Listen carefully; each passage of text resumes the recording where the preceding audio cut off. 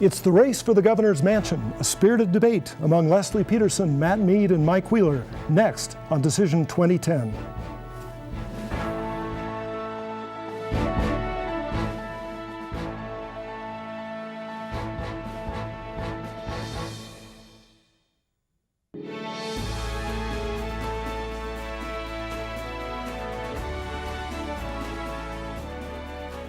Well, welcome everyone. We've got three candidates here tonight who are running for Wyoming governor. We've got Republican Matt Mead, Democrat Leslie Peterson, and Libertarian Mike Wheeler. It's Decision 2010. We're going to have a spirited debate and a lively conversation, and it's going to help you decide how you want to vote on November 2nd. Well, I'm Jeff O'Gara with Wyoming PBS, and here with me at the moderator's table is Chad Baldwin, the editor of the Casper Star-Tribune. Glad to have you helping me here. The Star-Tribune is actually one of our media partners, bringing you this series of general election debates for statewide office. We're working with Wyoming Public Radio, the Wyoming Business Report, and the Cowboy State Free Press. And we've all been gathering questions from our viewers and our listeners and our readers, and we're about ready to go, but I'm going to let Chad explain the ground rules. Candidates, this debate is in front of a live audience, and it's being broadcast in real time on Wyoming PBS, Wyoming Public Radio, and on the internet at the Cowboy State Free Press and on the Casper Star-Tribune website, trib.com. We'll begin with questions and answers in traditional debate style with our candidates at the podiums, and then after a short break, we'll invite you to join us here at the table for a more informal discussion, including an opportunity for the candidates to ask questions of each other. At the end of the evening, you will each have a chance to address the audience with closing statements. Okay, let's introduce the candidates. We've got some short biographies, but we're going to let them tell you more about themselves. We'll start with Matt Mead. He was raised on his family's ranch in Teton County with a law degree from the University of Wyoming. He's worked in private practice as a special assistant attorney general for Wyoming and as a U.S. attorney in Wyoming from 2001 to 2007. He lives in Cheyenne and operates family ranching and farming businesses in Albany and Teton counties. Democrat Leslie Peterson was born in Lovell and grew up on the CM Ranch outside DuBois. She worked as a legislative liaison for Governor Ed Herschler and has served as a member of the Wyoming Water Development Commission. She was elected county commissioner in Teton County in 1984 and later became a realtor with Jackson Hole Realty until retiring in 2008. And then we have Mike Wheeler, the Libertarian candidate. He's a Casper businessman in the advertising and home delivery field. He's lived in that city for 15 years. Before coming to Wyoming, he was a city councilman in Colorado and also active in Massachusetts in the NOTA party, which stands for None of the Above. Welcome. Thank you. Well, in this first round of questions, we're going to do kind of a traditional debate. Each of you is going to have 1 minute to answer the question, and the first one to answer each question will be given a 20-second rebuttal. Earlier this evening, the candidates or their representatives drew straws to determine the order in which you stand on the stage and in which you will answer questions. So, on the first question, though, there will be no rebuttal. And because it's the most basic question, tell the voters why you are the most qualified candidate to serve as governor of Wyoming. And I believe I'm first. Thank you. Well, good evening, and I just want to thank Wyoming PBS for this opportunity, and I want to thank the voters for the opportunity to address you one more time on television. My name is Matt Mead, and I did grow up on a ranch in Teton County that was homesteaded by my great-grandparents. I think what makes me the best candidate for governor is my broad range of experience. Having grown up on a ranch, being in the Wyoming Business Council, serving on a bank board, my prosecution experience where I prosecuted drug dealers and those people who preyed on our children. That's good experience because in that capacity you make the toughest of decisions, the decisions regarding life, liberty, and property, and you do so without testing the wind, and you live with the decision. I'm equally proud of the fact that my wife and I are in the private sector, and we have a ranch farm business in Albany County and in Goshen County, not Teton County. That experience of being able to hire employees, know what it's like to be in the private sector now, I think is an appropriate framework, along with my U.S. attorney experience, to be the next governor. Leslie Peterson. Thank you so much to Wyoming Public Television and to the partners who are joined in this tonight. You are doing the citizens of Wyoming a great service with this debate, and I'm very pleased and honored to be here tonight. Some of my women friends around the state have said, play the woman card. Play up the fact that you're the woman candidate. And I've said, no, I'm not going to do that. I want people to vote for me if they choose to do so because I am the most competent of the candidates and by far more experienced in actually governing than any of my opponents.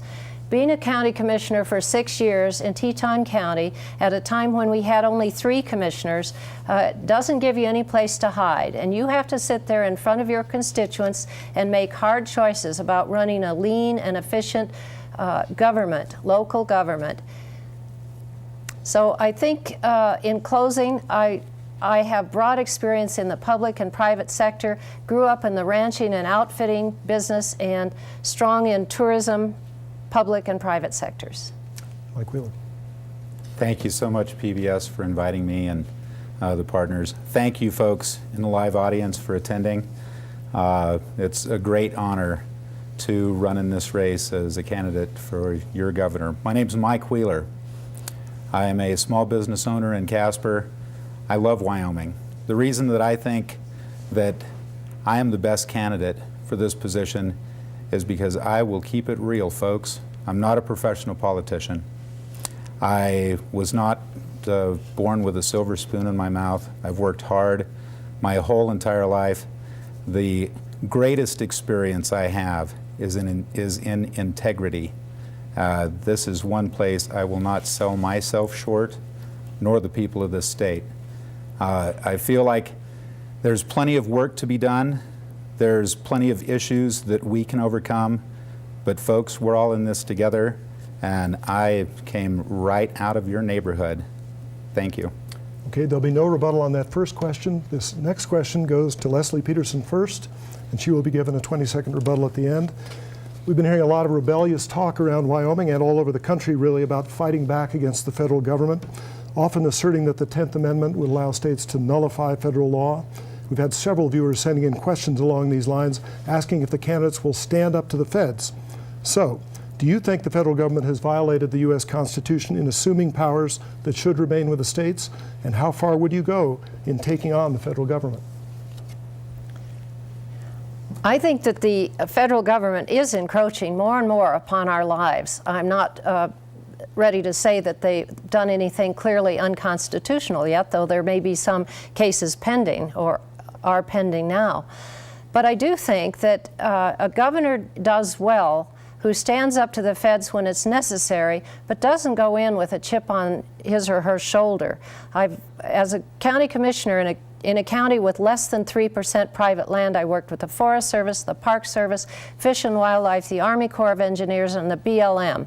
And I know how to visit with people. I know how to communicate at different levels, regional and national levels, and there are times to stand up to the feds and fight them, and there are times to cooperate and work with them to get the best things done for Wyoming.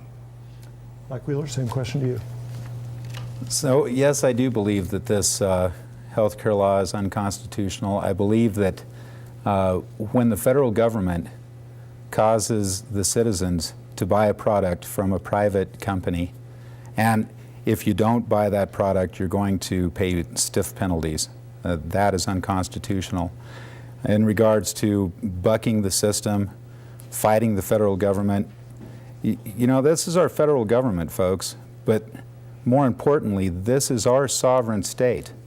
The principles of '98, formed by Madison and Jefferson, define our not just ability, but right to question the federal government, to reject laws that we don't think that are going to work here in our sovereign state. So I will fight when need be. I will communicate at all points. Compromise, not so much. Matt Mead.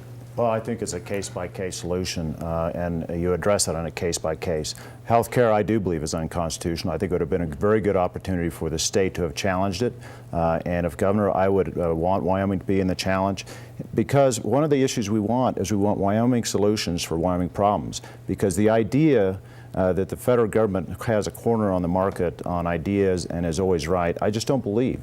If you look at what Congress has been doing versus what we've done in Wyoming, there's a stark difference. And we were just rated as one of the best run states in the country. And that's because we do it the Wyoming way. And so it is a case-by-case basis, but I think clearly the health care bill is a good example of the federal government overstepping their bounds. Okay.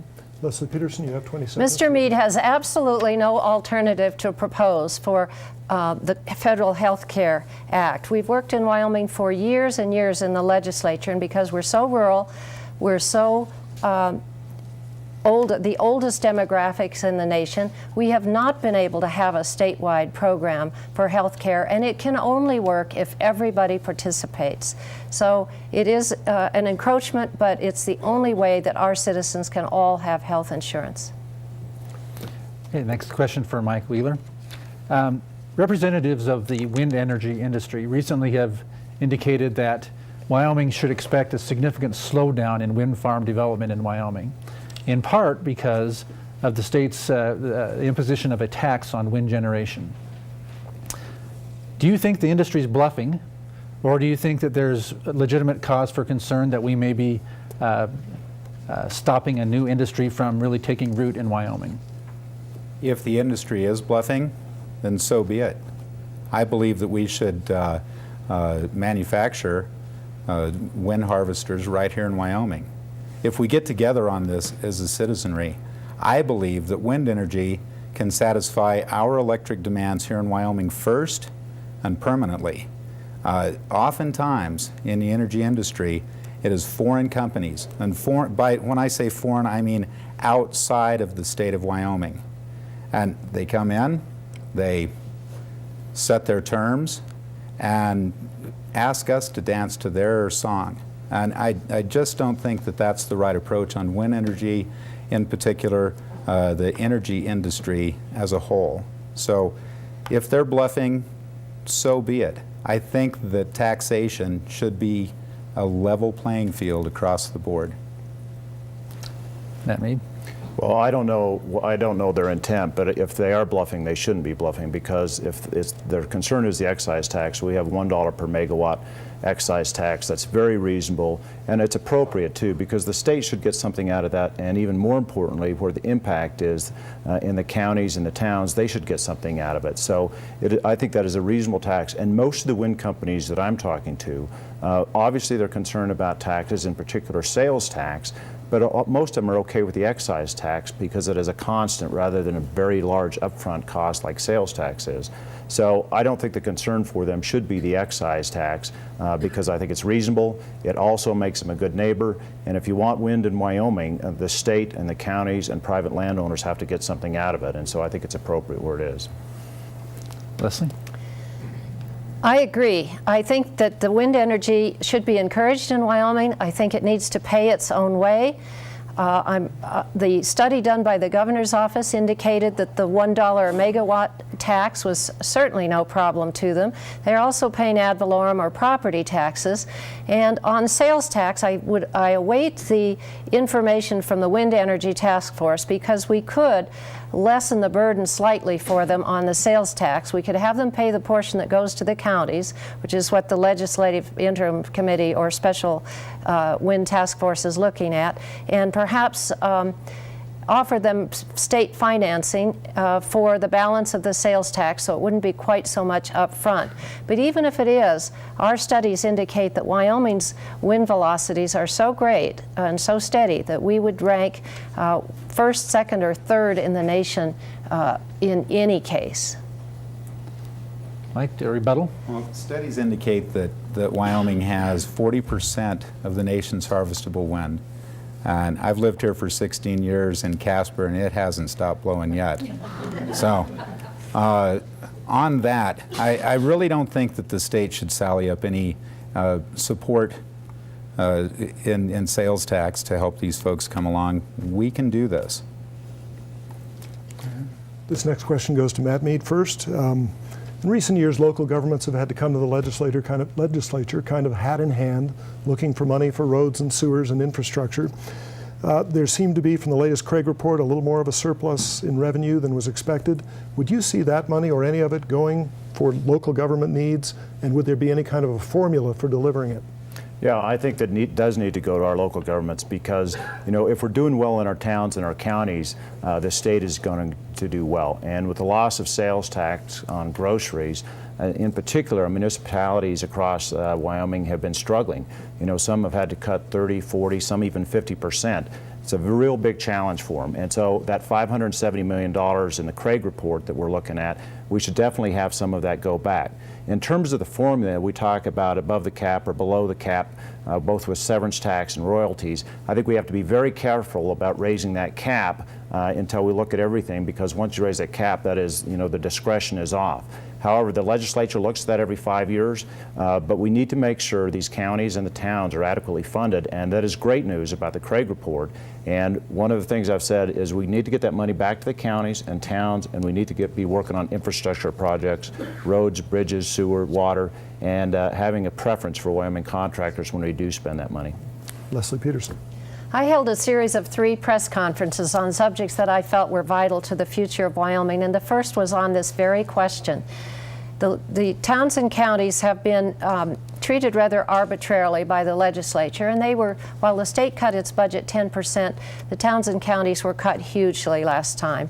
And it isn't even dignified the way it is now. And they can't depend on hiring good help and keeping them. Sometimes they can't even construct a building that they've gotten capital construction money for because they don't have the staff to oversee it. I came forward with specific proposals about how we might address that. We have not discussed changing the cap on either severance tax or mineral royalties for 10 years.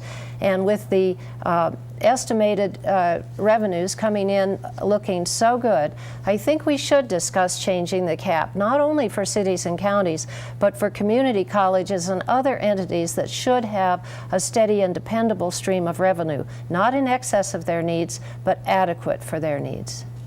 Mike Wheeler. Surplus revenue, that's just kind of an oxymoron. There never seems to be enough.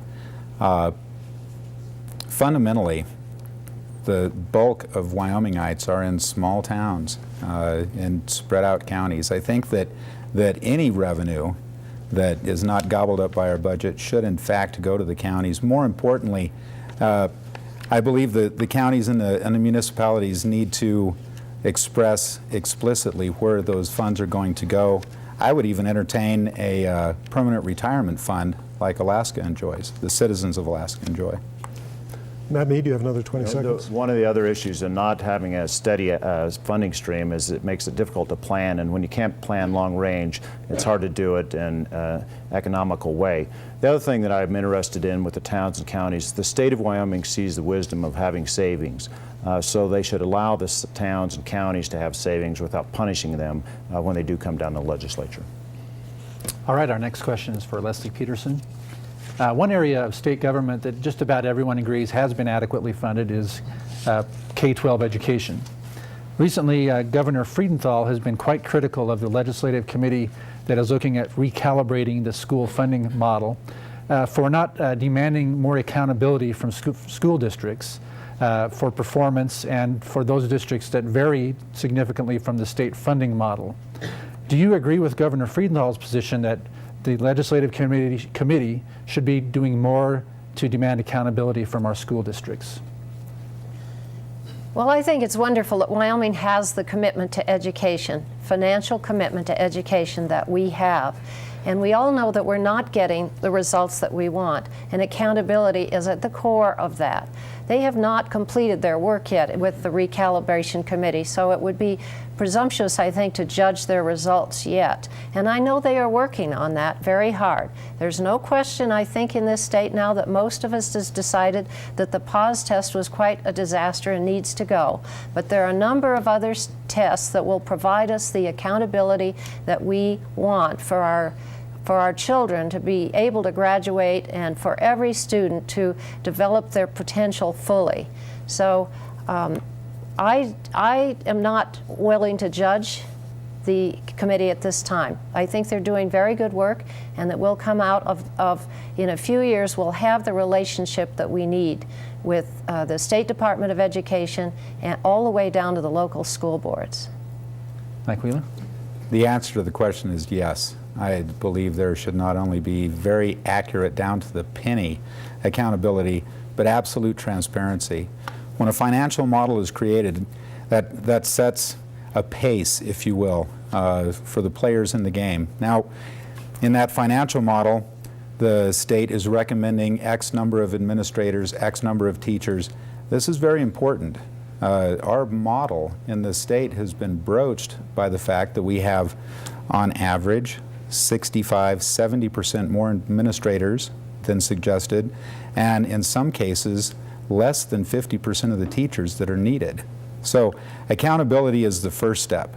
The most important step is for the people to attend their school board meetings, for the people to talk to their teachers, their administrators, and due diligence. And find out exactly where this money is going. If it's some of your youth that are struggling, this could be a start of the show. Matt Well, Mead? we absolutely need accountability, and we absolutely need transparency. And I think the legislature and the legislative committee working on this is addressing that. And we need to look at a student-to-teacher ratio. That certainly is part of it. And we need to recognize this. Since about 2005 to 2009, the average increase in school districts has been about 38% more increase in funding, and we want accountability for that. It is appropriate to spend money on education because it's the foundation for so much of what we do in our society, but we want good results. And when we see roughly 17% of our high school students ready for college in the core subject areas, we're not where we want to be.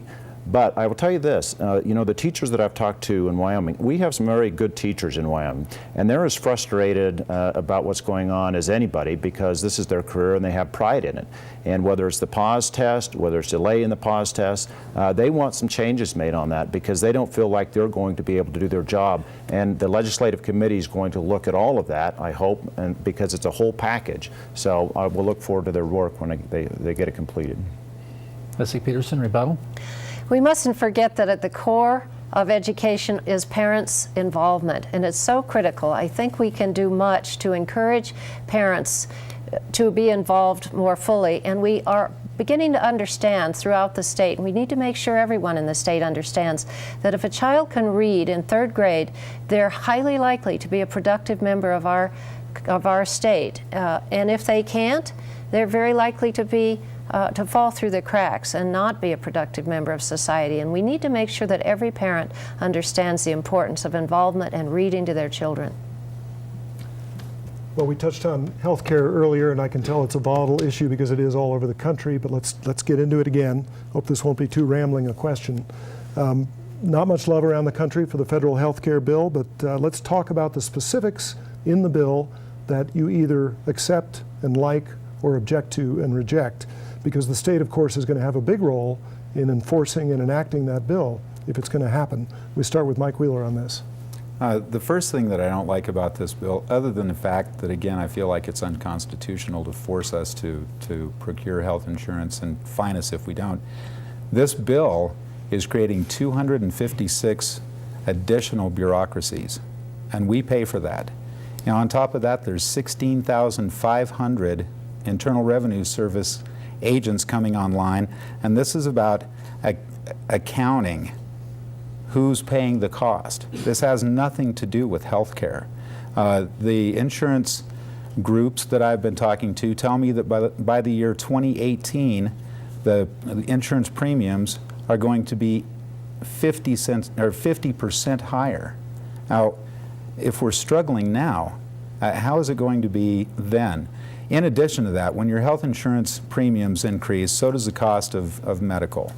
I am sure in 2,700 pages there are some good things. I am also confident that we can do better right here at home. Okay, those are Mike Wheeler's favorite things in the bill. Matt Mead, you're next. Well, you know, 2,700 pages, yeah, you can pick out paragraphs and say that's pretty good. But the fact is, it was not thoroughly vetted before it was passed. I do think it's unconstitutional. I do think it should be challenged. And part of the reason now we see there should be challenged is you see large companies like McDonald's are already getting waivers from HHS because they say, you know, this isn't going to work for us. The Wall Street Journal reported that McDonald's said, listen, we're going to have to drop 30,000 employees from health insurance if we don't get a waiver. Other companies, up to 30 companies, already sought those waivers because they say it's not going to work. Well, let me tell you, you know, if you're somebody that employs 4 or 5 people, I doubt you're going to have the same ability as McDonald's to call HHS and say, hey, we're going to drop our 4 people if we don't get a waiver. It's not being applied appropriately either. And on top of that, it's going to add more people to our Medicaid rolls. And Medicaid is in the Department of Health. It is a huge piece of pie for the state of Wyoming. The state of Mississippi did a study that shows that within 10 years, they anticipate it's going to cost them an additional $1.7 billion. We will have the same problem in Wyoming. Leslie Peterson. We had 71,000 people in Wyoming with no insurance when that bill passed, and the number was going up drastically. I don't think there's any reason why we should be the only industrialized country in the world that doesn't have health care for all of its citizens. There are many things in this bill that are very good. Keeping your kids on your insurance policy till they're 26, free screening that will help lower the cost curve by providing for colonoscopies, mammograms, and such things. Keeping insurance companies from canceling people's insurance when they get sick. There's a multitude of things in the Patient's Bill of Rights that will help us. It will be a difficult and messy process as we make this transition, no question about it, but we simply do not have a sustainable system now, particularly in Wyoming. One of the things that's great in this bill is the Frontier Amendment, which provides a little over $2 billion over the next 10 years for what are called the frontier states, Wyoming and 4 other states that have a particularly low populations, aged populations, and rural populations. I think we will be better off to follow the Friedenthal approach that is now being taken in this state. Mike Wheeler, rebuttal. We all need health care. What we need here in Wyoming is health care from cradle to grave. This is something that we can do on our own. You know, if there's a couple of $1 billion coming down the pike in the next 10 years for 5 states, we were just talking about extra revenue. Well, maybe healthcare would be a good start, but it should be home-based and Wyoming first. Okay. Maybe the last question. I'm going to return to education. The Wyoming P16 Coordinating Council recently recommended that Wyoming find a way to make available college classes to high school students all across Wyoming, and to do so at no charge to the students.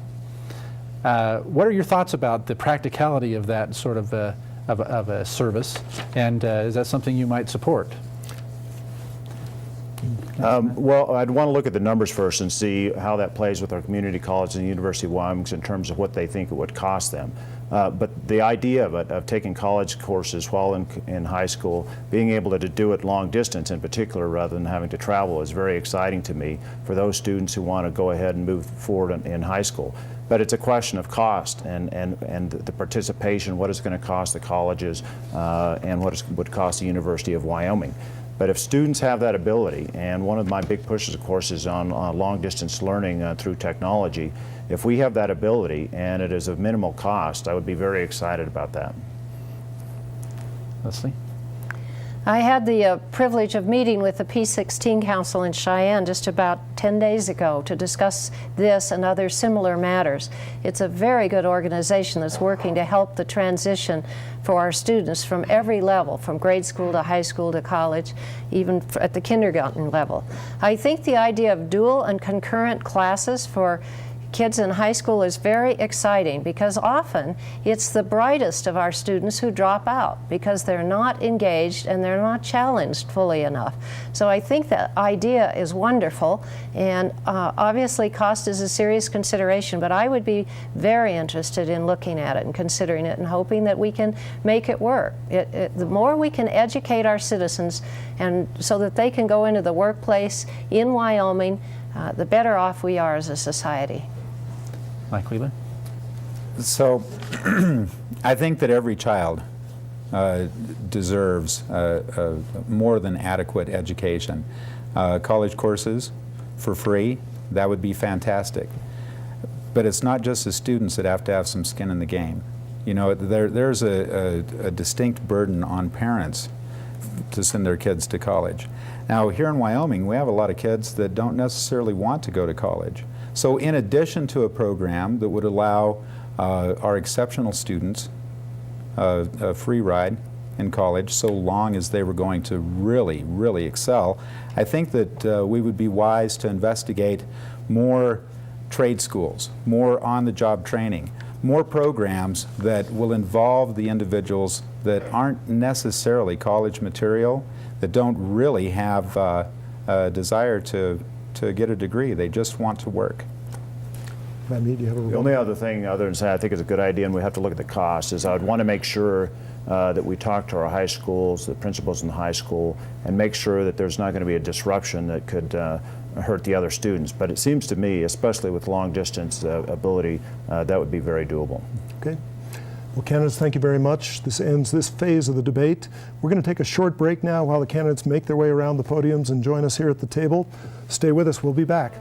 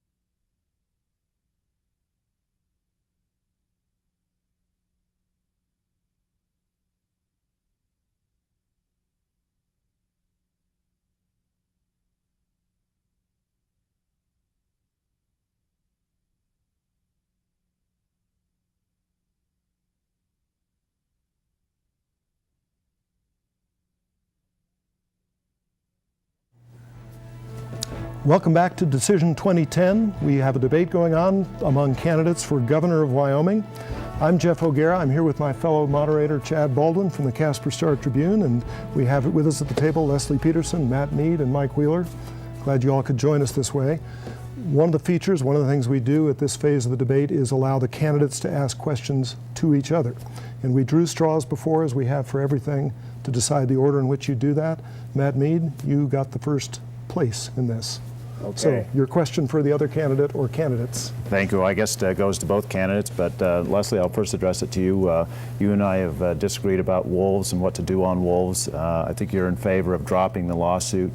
What is it, do you think, that if we drop the lawsuit, what assurances the state of Wyoming would have that any plan we would throw out there would be suitable not only to Judge Malloy, the Montana judge, but to the various environmental groups who keep challenging it? Well, Idaho and Montana had essentially what I've advocated, which was a trophy status on wolves, and they had a hunting season.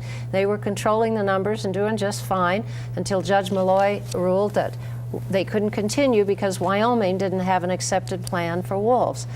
I believe that if we manage them ourselves, set the seasons, set the areas, we can get the numbers down to where we can live with them, I believe, and that they will be an asset in the northwestern part of the state where they're great for tourism, and we can control the numbers adequately to get them off the endangered species list, which Idaho and Montana had already done, and we'll be better off than sitting around waiting for a lawsuit to be decided, which is we've been mired in for years while the wolves keep multiplying.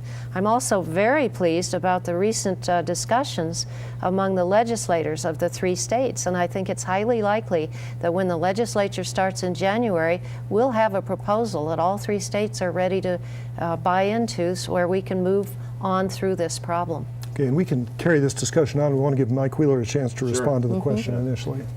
Well, you know, wolves just don't recognize boundary lines and county lines and fences. So, and they don't recognize birth control either. And we're just going to have more and more wolves. I think that Wyoming is taking a very appropriate approach in regards to the fact that agriculture and the livestock growers in this state are very important and very concerned. Now, one thing that I think the environmentalists have possibly overlooked is food supply for these wolves. And unbeknownst to folks back east, wolves really like snowshoe hares. Maybe that's a solution. We'll tell Idaho and Montana to start raising bunnies, and that'll help keep the wolves out of Wyoming. Otherwise, some fella down in Casper walks out into his field and he sees 20 dead calves. He's hunting wolves. I'll probably help him. So you've raised the issue. Yeah, I raised the issue, and one of the reasons I disagree with that is, first of all, the lawsuit Leslie was talking about we've been in years. Actually, the lawsuit that the state put forth and did a very good job arguing was argued in January in front of a Wyoming judge, Judge Johnson, and looking at the argument, I thought they did a very good job. Secondly, we got to remember this, that the Wyoming had a plan that was signed off by the Fish and Wildlife Service. It was approved. It was based upon science. So the science hasn't changed. What has changed is the policy, and I think we had a good plan. It was based upon science, and I don't see dropping a lawsuit when we went to all the effort, the legislature and the governor, to get us to where we are. They did a good job arguing it, and it's in front of the judge, our Judge Johnson in Cheyenne. I think we ought to let them rule on the case and not drop it. Do you have any sense, though, of how far apart you are from the U.S. Fish and Wildlife Service in terms of a Wyoming plan versus the federal, what the federal folks want? Well, the Fish and Wildlife Service is federal. Yeah, that's what I meant. Oh. I said. Your plan, sorry, Game and Fish plan, Wyoming's plan versus the federal plan, or what the feds would want you to do to have an acceptable plan. I don't know how far it is, but even the unfortunate thing is I think it's almost a little bit irrelevant, because what we've been subject to is what Judge Malloy wants to do, where he talks about, you know, we're all in the same kettle of fish. The 3 states are. But Judge Malloy has been making these decisions, and Judge Malloy has not recognized Wyoming's plan. And whatever Judge Malloy wants to do, he is also subject to what the environmental groups are going to sue on. So even if you had a plan based upon what the Fish and Wildlife Service wanted, which is what originally happened, they didn't follow through with it.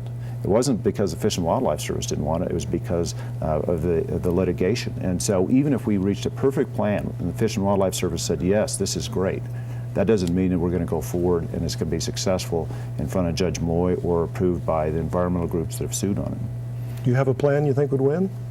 I do. I think that if we go forward with a plan similar to Idaho and Montana's, they already got them off the endangered species list.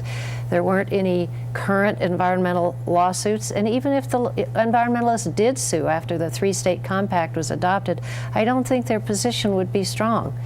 And also, I don't think that the people of this nation are going to be happy with a plan for Wyoming that has most of the state in predator status. They have a notion of these wolves as romantic creatures of the wild, and they aren't disposed to see them shot as varmints all over the country. I mean, it's never going to sell, especially with this administration, to have predator status statewide. So I think if we just move into trophy status, we can achieve many of the same results and get the plan adopted and move on. Okay, let's do another candidate-to-candidate question in the order that we drew before this debate. Leslie Peterson, you are next. Well, I guess the 3 biggest differences between me and Mr. Mead, and I'm not sure about you, Mike, so I'll ask it. The 3 big differences between us have been wolves, health care, and choice. And I have felt that I am pro-choice, not meaning that I'm necessarily for abortion, but I am for every woman having the choice to make decisions about her body and her life. And I believe that's a right that every woman should have. And I would ask my opponents, where are you on that difficult and divisive question? I'm sorry that it is that way in our society, but it is. It is a difficult issue, and I know that people feel strongly, heartfelt, strongly both ways. I am a pro-life candidate, and I believe in the sanctity of life. I believe that in every way. But because I have a long time as a prosecutor, Leslie, and I've seen cases of incest and rape, and I've seen that not only in adult women, but in young women, children. I think that they ought to have, the last thing you want is for the government to come in and say, this is what you're going to do, because I've seen the trauma. And, you know, politically, what I've managed to do is put myself where both sides are mad at me, but that's where I feel. I'm a libertarian. You know, we have personal, inalienable rights, and I have 2 beautiful children. Abortion doesn't work in my life. I don't think anybody wants more abortion. Fundamentally, I believe that the issue is awareness, education, finding some mechanism to stop these pregnancies from happening. Now, I don't know what you do about Uncle Bob coming out and, you know, taking his pleasure with his niece, or rape. I don't know what you do about that. Catch these guys and put them away. 1973, Roe versus Wade, it just tore our country apart, and it's still tearing our country apart. The people that are suffering the most are the unborn children and the mothers that have them in their wombs. Somebody want to add anything more to that discussion?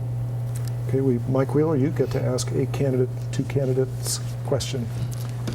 So every day I get this phone call, every day.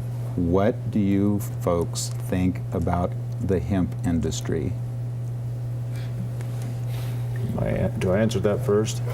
Go ahead. You know, I know you brought that up at a previous debate, and let me just tell you, after you brought it up, my phone started ringing, so thank you for that. It hasn't stopped yet, yeah. You know, here's my concern, is that I'm concerned that the hemp industry, we have great agriculture in Wyoming that already produces great crops, from beets to alfalfa to beans. The problem isn't that we don't have the right crops, and so I'm not in favor of growing hemp in Wyoming because I worry about it being misused and any THC in there, which is the active ingredient in marijuana that gets people high. I just think that is not the way for Wyoming to go, and I think you're on the other side of that, but got the hornet's nest kicked on that. I'm a libertarian. Yeah. You know, it's all or nothing. You know, yeah. Cannabis, the only thing that separates hemp and marijuana is the THC content. So, you know, I believe that it's going to be legalized in California. I believe that the other 13 states that have medicinal marijuana laws are going to follow suit. But I also believe that we need to get back to basics. The reason that marijuana, that name is even out here, is the fact that hemp had such a dramatic impact on the textile industries. And DuPont and the Hirsch Group had vast timber interests back in the 30s. That's why we don't grow hemp today, although you can find it in Martha's Vineyard. Let's give Leslie Peterson a chance to weigh in if she'd like to on this. Okay. Well, as you said, it's the only difference between it and the marijuana is the level of THC in the hemp. But it's illegal to grow it now in Wyoming. And I've watched with concern some of the difficulties with administering the medical marijuana laws in other states, and I'm not in favor of changing the law on hemp at this time. Let's jump into another area. You got me thinking about something when you said you get these calls every day. The calls that we've been getting every day for the past several weeks have been about Taylor Haynes, a candidate who is not at the table tonight because he didn't get enough signatures to get on the ballot, but clearly represents something in the state, an interest in the state, in a point of view that he's offering. And I guess I'd like each of you to kind of evaluate what that candidacy means. You're welcome to tell us if you think he should be in this debate, but again, I'd like to know what you think that represents, because it seems to connect to some of the rebellious mood all over the country from the Tea Party folks and others. I'm going to start with Matt Mead because he seems to lean towards the Republican end of things. Yeah, well, first of all, on the question of whether or not he should participate in the debate, I got asked that a couple days ago on a radio program, and here's what I said. Listen, first of all, it's my understanding, until recently he was a Democrat, and I said, you know, I'm already debating one Democrat, that seems like enough to me. Secondly... More than enough. Well said. And in addition, you know, if the complaint is not an opportunity for debate or forums, I know Mike can tell you, and certainly Leslie can tell you, we started, most of us started this a year ago, and we've had plenty of opportunities, more than we want, for forums and debates. And if you want to participate, if you have a great care and passion for this country, and a great care and passion for Wyoming, get in the process early. Know what the rules are, and get out there and debate and participate in forums. Because the other part of it is, on the Republican side and the Democrat side as well, you've had you know, great candidates in the race. Ron Michaeli, Colin Simpson, Rita Meyer. They put a year of their life into it, and because they care deeply about the process and trying to move Wyoming forward.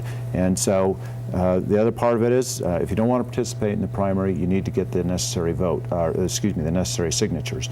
He did neither of those things, and so the first part of it is, I think it's fair to make a decision, because anybody, we could have 10 people show up today and say they're a write-in, and if that's the only criteria, it's not going to make for a very productive debate. So that's my feeling on that. Libertarians always get on the ballot, but they don't win. What's the point? What do you mean, what's the point? Well, you know, I mean, Taylor Haynes is running with a reason and kind of passion. What about you? I signed the Constitutional Party's petition. Okay. And I'm a libertarian. I think more the merrier. You know, the problem that we have is that 60% of the offices up for election are uncontested. Now, I'm not saying that I'd like to have Taylor right here, because, you know, he told me just the last time I saw him, he's like, boy, I'm getting your votes, Mike. I'm the libertarian. You know, the libertarian usually doesn't win. What I want to see happen is the people win. And I just don't see the huge difference between the Republican and the Democrat Party on a state level or a national level. What I see is the people being ground in between these two diametrically opposed parties that are like fat pigs eating out of the same trough, and nobody else can have a bite. So, should Taylor be involved in all of these? No, he should not. You know, would he have gotten all of the signatures and been on the ballot? Then absolutely. You know, I'm frustrated because I'm often not invited to debates, and I'm on the ballot. Well, you just heard a slam at the two major parties. Maybe you'd like to respond to that, because that's really what Taylor Haynes is about as well. Well, we do have a process for who's on the ballot and who participates in the debates, and he didn't make it. He didn't make the cut. So whatever, it's fair that he's not here tonight. But he does represent the Tea Party view, which is prevalent and prominent in our national debate now, and some of the people out in the state feel that they don't have a candidate because they don't have a Tea Party candidate who made it through the process. And in some ways, I think his write-in candidate is another great expression of democracy in Wyoming. I say more power to him, but it's easy for me to say that because he's most likely to help me. The chances of his taking votes away from me are less than taking them away from Matt or perhaps Mike. So, all right. Chad, you want to jump in here? Sure. I'm going to throw a question out here that maybe I shouldn't, but I'm going to do it anyway. We're here in Fremont County, home of the one-shot antelope hunt, and a great Wyoming tradition in which the governor annually participates. Historically, it's a great tradition. A number of people over the years have secretly hoped for a female governor to see if it might force that organization to allow women to participate, which they have not historically. Leslie, you at the start of the debate indicated you didn't want this to be about gender. What are your thoughts about the appropriateness of Wyoming's governor participating in an event that could be described as excluding women? Well, that came up when I was here for the parade, the 4th of July, where I managed to have my horse bump my eye and make a big new scar on my face.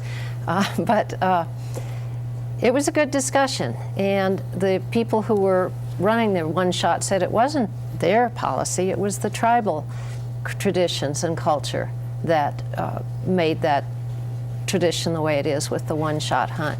And I thought, well, if I were elected, I'd visit with the tribal people about it and see if I felt that was truly their intent and desire. And if it came to that, and it was a question of really ripping apart a tradition that the tribes and the one-shot people were all bent on, there's no reason why a female governor couldn't have a designee. I don't think that's what I would prefer. I haven't shot anything in years, but my father was the first president of the Wyoming Outfitters Association. I've been a hunter. I'm fully capable of shooting an antelope, maybe not with the first shot, but hopefully. But I could live with it. After the first shot. I could live with it to retain the culture of that event, to have a designee. And I wouldn't be that miffed, a little miffed. Matt, what are your thoughts? Well, I hope at least just this year it's a hypothetical question, but I think Leslie has answered it fairly well. You know, it's not something the governor organizes; it's something the governor gets invited to, and I've never been invited as a male, and I know most people don't get an invitation. A lot of people don't get an invitation there. But to address your question, I think you have to look at the people who organize it, at their culture and their tradition, and why it's so. And if Leslie's elected and she addresses that with them, I'm sure that would be part of the discussion. Mike, how about you? So the Arapaho and the Shoshone are a sovereign nation, and you have to respect their sovereignty. And you have to respect tradition. And you know, there's all these things that we have to do as a citizenry to abide by other individuals' rights and freedoms. Now, I'd love to get invited. I'd really love to have my daughter invited. She'd not only be the best shot, she'd probably be the first shot. But again, you know, the governor doesn't organize this. The general population doesn't organize this. There's other opportunities. Least we forget the acronym for golf is gentlemen only, ladies forbidden. Anything's possible. Okay, this is going to be a quick question because we're getting close to the end of our time here, but you're going to be executives if you win the governorship, and you're going to have to run basically a big business. I'd like to know if you have looked closely at Wyoming state government and see any areas where you might make some trims, some cuts, some departments that you might want to eliminate. This has got to be very brief and quick. It's our lightning round. Why don't we start here and just go around the table? I wouldn't presume to do that yet. The existing governor is already working on his supplemental budget for the forthcoming year, and I would want to examine and become more familiar with all elements of government before stepping up and saying I would trim this or that. Okay. You know, in the state of Wyoming, the biggest piece of the pie is the Department of Health, and within that, the biggest piece of pie is Medicaid.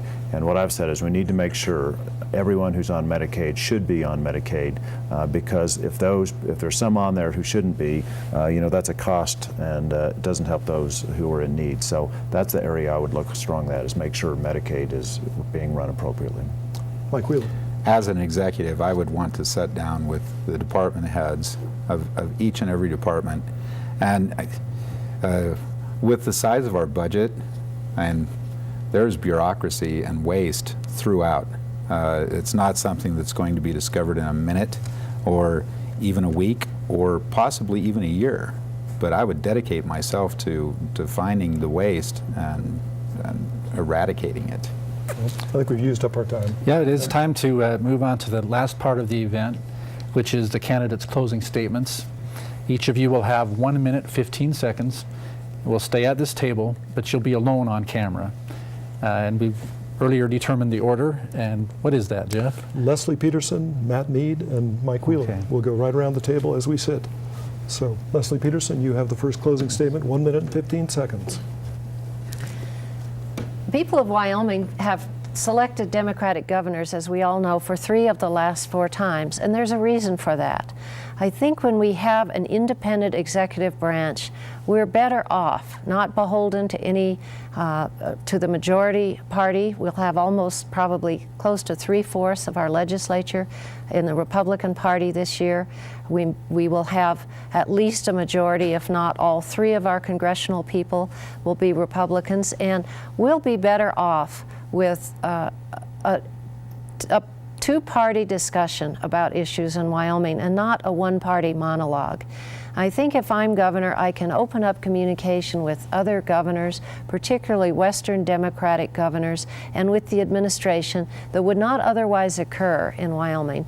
And we will be better off for that. 2 opinions can often result in better decisions for Wyoming. I think I have the experience and the character and the passion for Wyoming to serve well as a governor, and I hope that I have the opportunity, and I would like to ask the people who are watching all over Wyoming and those here in the studio with us tonight to please give me your support on November 2nd, and I think we will be able to progress. I think we're on the cusp of absolutely wonderful things in Wyoming in the years to come.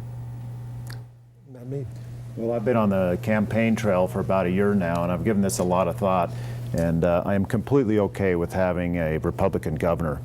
But I want to address one thing, make sure I get this out there. You know, that I don't feel, you know, the comment that we're all on pigs in a trough, I don't think that is true in Wyoming. And I don't think it's true that a Republican governor can't work with a Democrat in the legislature. We have a history in that in Wyoming, of Democrats and Republicans in the legislature working well together.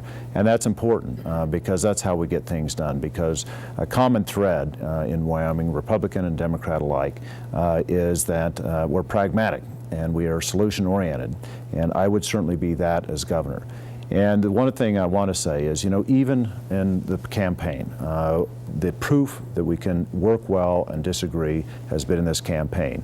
I think Leslie Peterson and Mike Wheeler and myself, we have disagreements to be sure, but it's been done in a civil way. And that is important, not just for this individual campaign, but as we see low voter turnout year in, year out, part of the reason is because of the negative image that's portrayed in campaigns. And so I applaud my opponents for the positive campaign they've run, and I think it is proof that in Wyoming we can disagree and still get along. Mike Wheeler. So I didn't say 2 pigs in a trough, I said 2 pigs at a trough. You know, it's very important that anybody sitting in the position of authority, sitting in the governor's chair, is able to communicate, listen to, absorb the information coming from that individual's constituents. Now, I know that I'm the guy that can do that, because when I look out over the other elected officials, I'm not going to see a Republican or a Democrat or a group thereof. I'm going to see Wyomingites. And the bottom line is the governor is the top position of public service. My bosses are the 500,000 plus people that live in this state. I run herd over the legislators. And all I can tell you, folks, is I'm going to make them do their job. If I find somebody out there that's rude, disrespectful, gluttonous, a bureaucrat, then I'm going to come right back to the people and say, hey, look at what this individual's doing. Do you really want that anymore? I think the issues that are most important in our state are the fact that we have the 2nd highest suicide rate in teens in America. We have one of the highest teen pregnancy rates in America. We aren't graduating 25% of our high school kids. This is our fault. And we can't point at the government and say, hey, fix this. I can point at the government and say, this is what we're going to work on. You people tell me what to do. Okay. Well, our debate is concluded. Thank you, Leslie Peterson, Matt Mead, Mike Wheeler, for being here with us. Thanks, Chad Baldwin, for sharing the load here in the moderator's chairs. We don't do this alone. I want people at home to know that there's a bunch of camera people, technicians, directors, people out in the truck, satellite truck, everybody's working. They're behind the scenes and doing a really good job for us. We need to thank our media partners as well, the Casper Star Tribune, Wyoming Public Radio, the Wyoming Business Report, and the Cowboy State Free Press. And if you missed any of the debate, you can go to our website, wyomingpbs.org, pick it up again, catch up on the things you think you missed. Stay tuned now tonight for our next debate, a face-off for the U.S. House of Representatives sole seat that Wyoming holds. The candidates are going to be here. You've taken the trouble to listen to these candidates. Now make that opinion count. November 2nd, that's when you go to the polls. Thanks for joining us.